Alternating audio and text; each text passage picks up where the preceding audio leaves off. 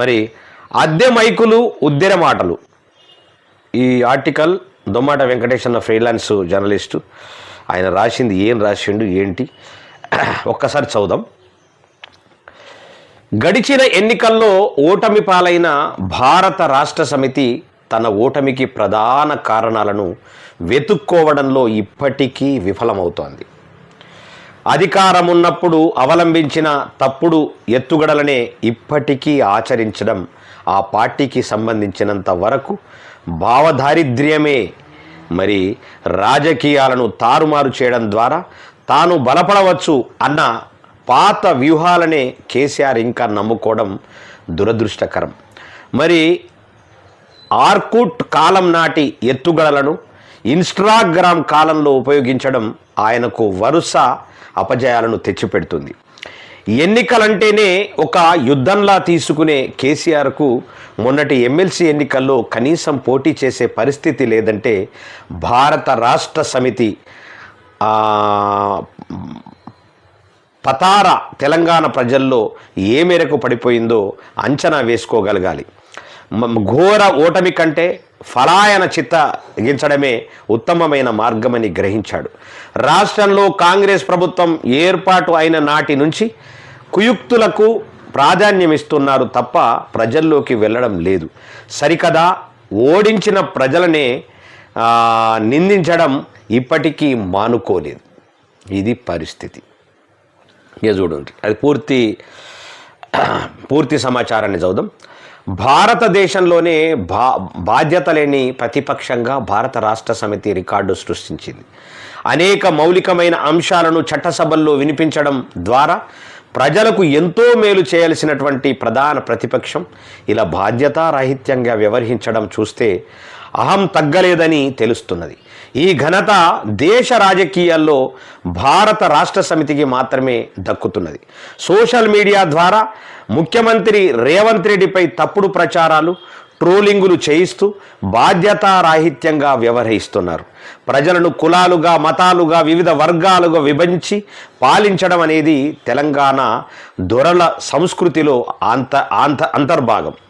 అధికారం ఉన్నా, అధికారము లేకున్నా అదే ఫార్ములాను ప్రజలపై పదే పదే ప్రయోగిస్తూ రాక్షసానందాన్ని పొందడం కేసీఆర్ కుటుంబానికి చెల్లుతుంది. మరి సోషల్ మీడియాలో అబద్ధాలు ప్రచారం, అద్దె మైకులతో రాజకీయ విశ్లేషకుల పేరుతో ఉద్దెర మాటలను ప్రచారంలో పెడుతూ కాలం వెల్లదీయడం వారి దయనీయ పరిస్థితికి అద్దం పడుతోంది. టీవీ విశ్లేషణల పేరుతో ప్రచార మాధ్యమాల ద్వారా వాట్సాప్, యూట్యూబులలో అబద్ధాలను ప్రచారం చేయడంలో అందవేసిన చెయ్యి అని నిరూపించుకుంటున్నారు. ఒక అబద్ధాన్ని పదే పదే ప్రచారంలో పెట్టడం ద్వారా దాన్ని నిజమని నమ్మే పరిస్థితి ఉంటుందన్న గ్లోబల్స్ థియరీని తెలంగాణ ప్రజలపై ప్రయోగిస్తున్నారు. కేసీఆర్ 10 ఏళ్ల అసమర్థ పాలనలో పదవులతో ఊరేగిన మేధావి ముసుగుదారులు మళ్ళీ ప్రజల వైపు ఉన్నట్టుగా ఉద్దెర మాటలతో ఊరేగుతున్నారు. మరి కేసీఆర్ మొసరి కన్నీరు. తాము అధికారంలో ఉన్నంత కాలం బీసీలను ఏమాత్రం పట్టించుకోని కేసీఆర్ ఇప్పుడు మొసలి కన్నీరు కార్చడం విడ్డూరం. కేసీఆర్ను నమ్మిన దేశిని చినమల్లయ్య గౌడ్, ఆలె నరేంద్ర, విజయశాంతి, రాములు గౌడ్, చెరుకు సుధాకర్ లాంటి వారిని రాజకీయంగా ఎంతటి పతనావస్థకు దిగజార్చాడో చరిత్రలో సువర్ణ అక్షరాలతో లిఖితమై ఉంది. బీసీ ఉద్యమాన్ని, మాదిగ ఉద్యమాన్ని చీల్చి బలహీన వర్గాల ఉద్యమాలకు తీవ్ర ద్రోహం చేసిన కేసీఆర్ను మించిన సామాజిక విధ్వంసకారుడు లేడు. అంతే అతిశయోక్తి కాదేమో. బీసీలకు ఓటు బ్యాంకు రాజకీయాలకు బలిపెట్టిన ఘనుడు కేసీఆర్. బీసీ, ఎంబీసీల పేరుతో ఎవరు బీసీ ఎవరు ఎంబీసీ అన్న వివరణ లేకుండా డిఎస్టీల అస్తిత్వాన్ని ధ్వంసం చేసిన అభినవ మనువు కేసీఆర్. ఇప్పుడు అణగారిన కులాల గురించి ఆయన మాట్లాడమంటే దయ్యాలు వేదాలు వల్లించడమే. కొందరిని కొంతకాలం మోసం చేయవచ్చు, అందరిని ఎంతో కాలం మోసం చేయలేమన్న చారిత్రక సత్యాన్ని 80,000 పుస్తకాలు చదివిన పెద్ద మనిషి ఏ పేజీలో సూచదవకపోవడం, ఏ పేజీలోనూ చదవకపోవడం దురదృష్టకరమనేటటువంటిది వార్త మనము ఆల్రెడీ చూస్తూ ఉన్నాం. మరి వాస్తవానికి వెంకటేష్ అన్న చెప్పింది స్పష్టంగా ఉన్నది, 100% కరెక్ట్ ఇది. ఎందుకంటే వాళ్ళకి ఎప్పుడో ఆడినటువంటి నాటకాన్ని ఇప్పుడు ఆడతానంటే ఆ డ్రామాలు వనికి రావాలి కదా. మరి ఎన్నో